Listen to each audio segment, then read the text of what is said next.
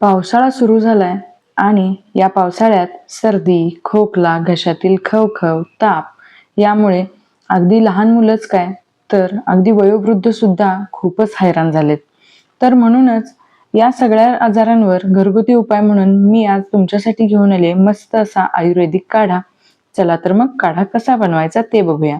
तर हा काढा बनवण्यासाठी मी साधारण 2 चमचे किसलेलं आलं, 2 तमालपत्र, 4 ते 5 हिरवी वेलची, 10-12 लवंग, एक मसाला वेलची, थोडीशी दालचिनी, तुळस, थोडासा गूळ, वेखंड आणि काळी मिरी घेतलेली आहे. आणि साधारण 2 लिटर इतकं मी पाणी गरम करण्यासाठी ठेवलेलं आहे. आणि त्या पाण्यामध्ये मी इथे थोडासा ज्येष्ठ मध घातलाय, तुळस, वेलची, शिवाय लवंग, काळी मिरी, मसाला वेलची, तमालपत्र आणि गूळ सुद्धा घातलेला आहे. शिवाय किसलेलं आलं घातलंय आणि 1 चमचाभर हळद सुद्धा घातलेली आहे. आणि हे सारं मिश्रण आपल्याला अगदी खळखळून उकळायचं आहे आणि हे अर्ध होईपर्यंत आपल्याला ह्याला उकळून घ्यायचं आहे. म्हणजेच या सगळ्या आपल्या आयुर्वेदिक साहित्यांचा अर्क छान असा त्या पाण्यामध्ये उतरेल आणि अगदी चविष्ट असा हा काढा तयार होईल.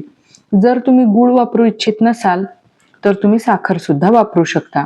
साधारणतः 15 ते 20 मिनिटं उकळल्यानंतर हा काढा अर्धा झालेला आहे.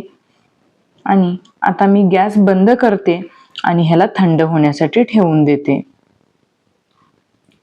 वास तर खूपच छान येतोय. शिवाय गूळ घातल्यामुळे हा काढा कडवट वगैरे लागत नाही, अगदी गोड छान लागतो.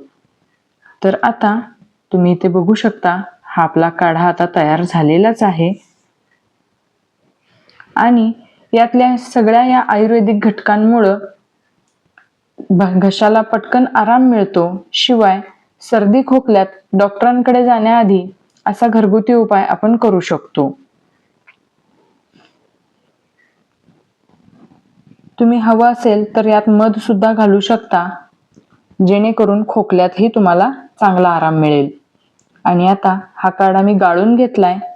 तर मैत्रिणींनो, पटकन बनणारा असा हा आयुर्वेदिक सर्दी खोकल्यावर रामबाण उपाय असणारा हा काढा तुम्हाला कसा वाटला हे मला नक्की कमेंट करून कळवा. आणि अजूनही जर पूजा स्पेशल रेसिपीजला सबस्क्राईब केलं नसेल तर प्लीज माझं चॅनल सबस्क्राईब करा. पुन्हा भेटू अशाच एका छान व्हिडिओमध्ये. तोपर्यंत बाय. व्हिडिओ पूर्ण पाहिल्याबद्दल धन्यवाद.